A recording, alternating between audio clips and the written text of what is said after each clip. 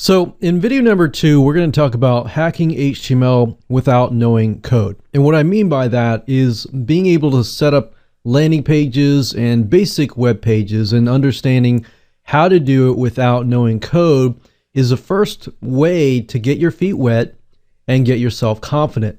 So let's get started. So what I want you to go ahead and do is go ahead and open up Composer and pause this video if you need to, and we'll get started. So what I mean by hacking HTML, as I said earlier, is we are using a tool that will allow us to see what the user sees via the browser without actually having to add our own code.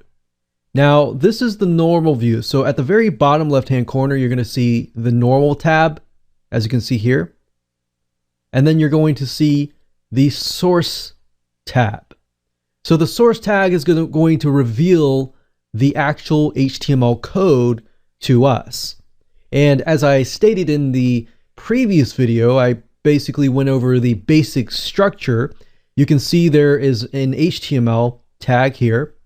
There is a heading tag, and the heading tag gets closed here, and then the body starts here, and so forth. Now, I will talk more about open and close tags and the concept of that in the next video. So don't worry about that right now. Let's just focus on utilizing the tool so that you can use it, get confident, get your feet wet right now. So the nice thing about Composer is it looks kind of like Microsoft Word, but a simplified version of it in a way. So what you see is what you get. So what you see in the normal tab is what you get. So let's say, for example, that we are going to say dog training, and then we highlight that. We can center align that, as you can see here. We can left align, right align, and so forth. You can bold it. You can make it bigger by clicking on here. You can also make it smaller. So what you see here is what the user is going to see, and that is what you see is what you get. HTML editor. Now you can also change the color, let's say to red, and we can also change the background to, let's say, something like yellow. So this would be a highlighted color. If we wanted the whole line to turn, let's say, yellow, we could do that as well. You can also go further and you can add things like tables. So let's go back here and remove the highlight, and we can add a table. So what I like about Composer is it gives you the ability to specify, okay, I want this many columns and I want this many rows. So in this case, I'm just going to do 4, and you can specify the cell spacing, which is in between each cell. How much spaces do you want? So this is a table here. We can always tweak it if we would like to.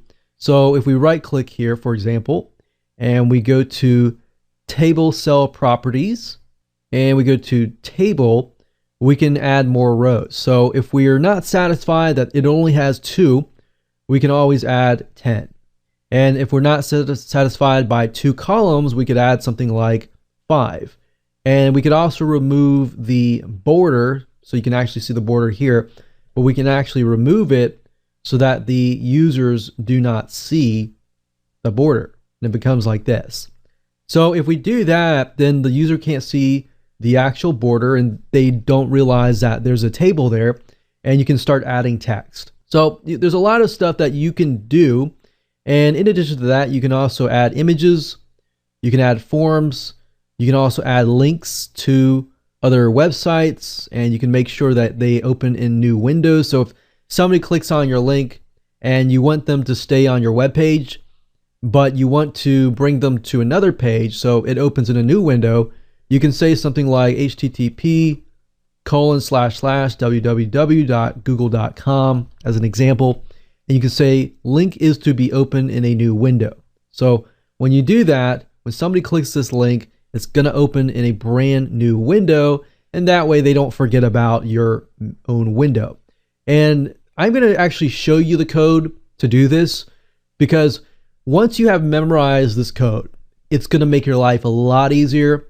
you're not going to have to fully rely on Composer, which you can, but it's just going to slow you down. Now, if we take a look in the source, we can see that it has changed from the basic HTML header, body, and so forth. So now we have a huge empty table here, which is the table. And that's what's so easy about HTML is you can specify, you can read this, you can say, okay, here's a table, here is the actual link right here, and it'll make more sense. Don't worry about it. Don't let this code freak you out or anything like that. So I just wanted to show you that it changed, and it changed slightly. Now you can also add things like images. So if we click on image here, we can specify the location of the image. Now, one thing to be aware of with Composer is when you specify the location of the image, generally speaking, if you, let's say, we'll pick one image here. By default, let's say, for example, that we are going to choose this image here. Now, as you can see, this image location is actually pointing straight to my computer, which is not really what we want. What we want it to do is we want it to point to the actual website. Now, in general, I'd say the best thing and the easiest way to do it is simply linking directly to the image itself. So the image file name I would put here, and I would remove everything else before that. So that way the image actually shows up. Now, you can't see the image because right now it is pointing to the website. But if you know how to add an image via the actual HTML code, and you know the HTML code itself, then you won't have to face this problem. You will know how to fix this issue, which is why I say we are going to focus on these basic tags, and then you will learn exactly how to make these tags, and they are standard. They do not change. And because that is the case, my hope is by the end of this video course, when you run into these issues, you will no longer have these issues again, because you will have the right weapon, which is the code, in hand in your brain. So that's how to add an image, and we'll talk more about the other codes in the next video.